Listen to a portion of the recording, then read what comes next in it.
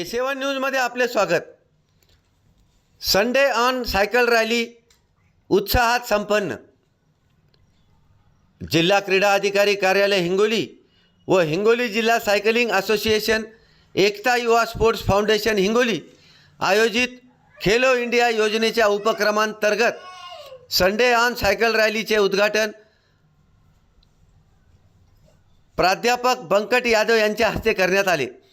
यावेळी क्रीडा अधिकारी आत्माराम बोथीकर, सायकल असोसिएशनचे सचिव शिवाजी इंगोले, गजानन आडे, रवी हनवते, रावसाहेब गेंडाफळे, तालुका प्रमुख शिवसेना सुरेश शेळके, शेख नफीस पैलवान यांच्या उपस्थितीत होते।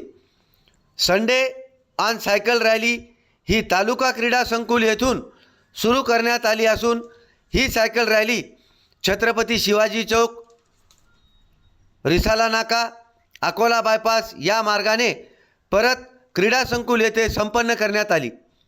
A7 न्यूजसाठी अनिस अहमद, हिंगोली।